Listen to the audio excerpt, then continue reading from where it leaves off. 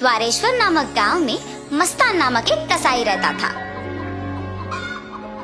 उस गांव में बकरे का मांस सिर्फ मस्तान की दुकान में मिलता था।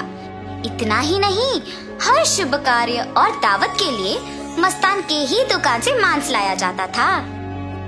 ऐसे एक दिन उस गांव के जमींदार का सेवक मस्तान की दुकान को आता है।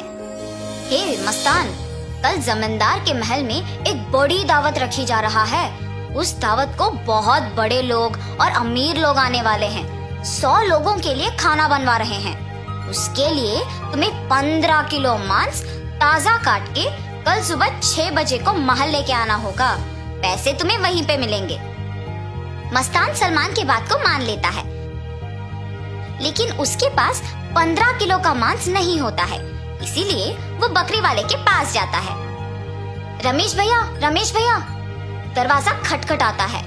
अरे क्या हुआ मस्तान, इस समय पे आए, बात क्या है? जमींदार के घर में दावत के लिए मुझे 15 किलो मांस की जरूरत है। मैंने वचन दिया कि सुबह 6 बजे उनको मांस पहुंचा दूंगा। समय ना होने के कारण मैं अभी तुमसे बकरी खरीदने आया। हाँ, तो ये है बात। ठीक है, 2000 रुपए दे के बकरी ले जाओ। ये क्या भैया, 1000 ही तो है।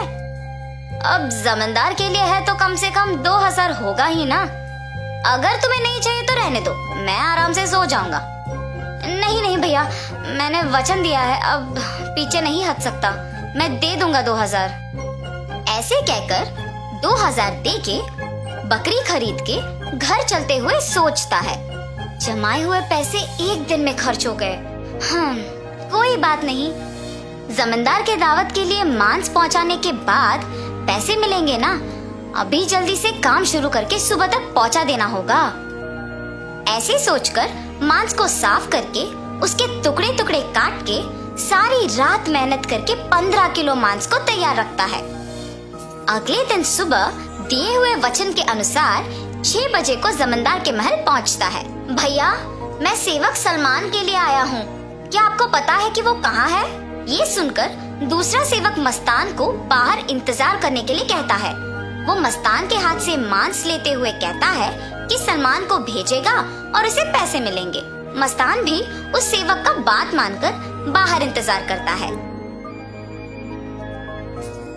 लेकिन सेवक उसके हाथ में मांस को देख सोचता है, इस 15 किलो मांस से अगर मैं 1 किलो ले लूं तो किसको पता चलेगा? किसी को भी नहीं पता चलेगा। ऐसे उस कवर में से 1 केजी मांस को छुपा के बाकी को देने जाता है। सलमान को देख के कहता है, साहब, मस्तान ने ये आपको देने के लिए कहा है। वो पैसों के इंतजार में बाहर खड़ा है। सलमान सेवक के हाथ से मांस लेके सीधा रसोई घर जाता है, ये जान के कि मस्तान बाहर पैसों का इंतजार कर रहा है। बावर्ची के पास जाकर सलमान कहता है, सारे व्यंजन स्वादिष्ट होनी चाहिए, ध्यान से पकाना। ऐसे कहकर चला जाता है। बावर्ची पकाते हुए, इतने मांस से अगर मैं 2 केजी ले लूं तो किसको शक होगा? किसी को भी नहीं होगा। ऐसे सोचकर मांस को छुपा के बाकी को पकाता है। दावत के व्यंजन की तैयारी के लिए जिम्मेदार किशन व्यंजनों का स्वाद चख के कुछ सेवकों की सहायता से उन सभी में से थोड़ा थोड़ा अपने लिए ले लेता है।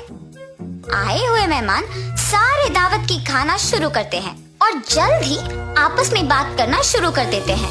ये क्या, इतना अमीर और सम्मानित आदमी, अच्छा नाम है इनका, मगर खाने में कमी क्यों?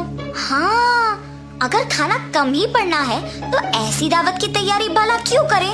ऐसे सारे लोग खुसफुसाते हैं। ये सब सुन के जमींदार सहन नहीं कर पाते हैं।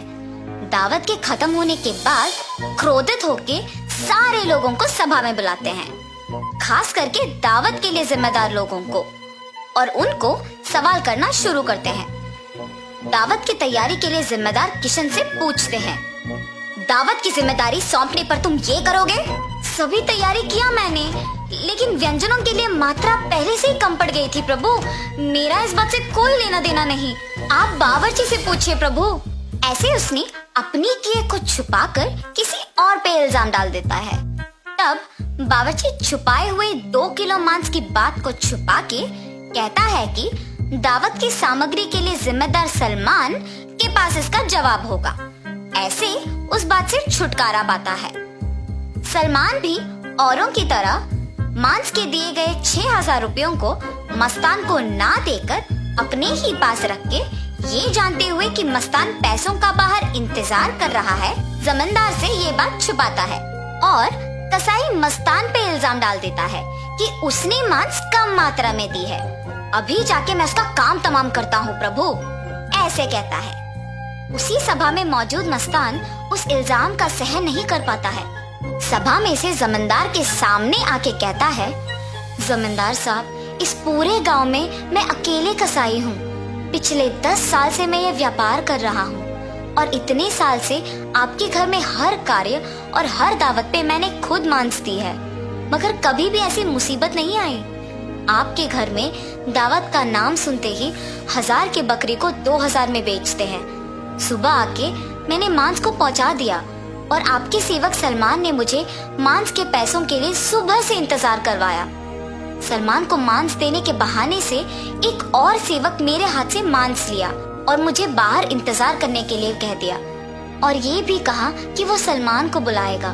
उसके बाद इनमें से कोई भी मेरे पास नहीं आया। कृपया मेरा यकीन कीजिए प्रभु, आप ही की दया से जी रहा हूँ। मस्तान, मुझे तुम्हारे बारे में पता है, तुम फिक्र मत करो। सैनिकों, सलमान के कपड़े खोजो, देखो अगर 6,000 रुपए मिलते हैं। खोजने पर सलमान की जेब में 6,000 रुपए मिलते हैं। ऐसे उन सब में से सलमान पकड़ा जाता है।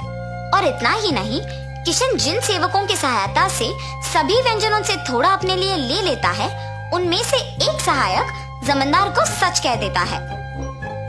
बावर्ची का झूठ बैग में रखे मांस कोई सेवक को मिलने पर बाहर आ जाता है और पहला सेवक जिसने 1 किलो छुपा लिया, उसने डर के मारे अपनी गलती मान ली। तब जमींदार सभी को दंडित करते हैं और मस्तान को उसके पैसे 6,000 दे देते हैं और ये भी कहते हैं कि वो मस्तान के लिए हमेशा रहेंगे। तो इस कहानी का नैतिक क्या है? गलती का सजा मिलेगी ही मिलेगी, इसीलिए ईमानदारी से जीना ही अच्छा है।